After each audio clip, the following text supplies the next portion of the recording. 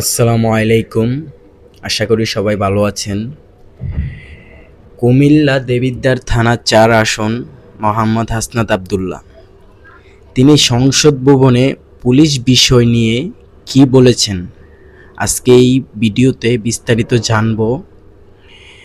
আর ভিডিওটা স্কিপ না করে ফুল ভিডিওটা দেখবেন। চলেন ভিডিওটা শুরু করা যাক। সংস্কার নিয়ে যখন আমরা কথা বলি বা পুলিশের যে বিষয়গুলো, তৃণমূলের কিছু পুলিশের অনেক সমস্যা রয়েছে ইনস্ট্রুমেন্টাল। যেমন পুলিশকে যখন তদন্ত করতে পাঠানো হয়, ওই তদন্তের খরচ কিন্তু থানা থেকে দেওয়া হয় না, আর যেটা দেওয়া হয় সেটা কিন্তু অপ্রতুল। আমরা যখন পুলিশকে একটা কাজ করতে দিচ্ছি কিন্তু বাজেট দিচ্ছি না, পুলিশের একটা কালচার প্রচলিত রয়েছে, সেটা হচ্ছে ম্যানেজ করে নাও।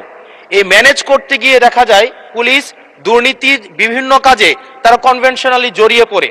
যেমন কিছুদিন আগে আমাদের ২৬শে মার্চের প্রোগ্রাম হয়েছে, এবং সেটা হচ্ছে সবাই জানে এই ২৬শে মার্চের প্রোগ্রামে যে বাজেট দেওয়া হয়েছে প্রশাসনকে, সেই বাজেট এবং প্রোগ্রাম করতে গিয়ে যে খরচ হয়েছে সেটার মধ্যে কিন্তু আনুপাতিক অনেক ধরনের ব্যবধান রয়েছে। তখন যে কাজটা করতে হয়, পুলিশ ব্যবসায়ী থেকে তারপর হচ্ছে তার এলাকার বিভিন্ন প্রতিষ্ঠিত মানুষ থেকে কিন্তু অর্থ উঠাতে হয়। আমার মাননীয় স্বরাষ্ট্রমন্ত্রীর কাছে প্রশ্নটি হচ্ছে, এই যে পুলিশের যথাযথ বাজেট দেওয়া হবে কিনা, যাতে করে তাদের যে রুটিন ডেইলি অ্যাক্টিভিটিগুলো রয়েছে সেই ডেইলি অ্যাক্টিভিটিগুলো যথাযথভাবে তারা পরিচালনা করতে পারে, এবং তাদেরকে যেন ম্যানেজ করে নাও কালচারে যেন না যেতে হয়, এবং কোনো ধরনের দুর্নীতিতে যেন তাদেরকে যুক্ত না হতে হয়।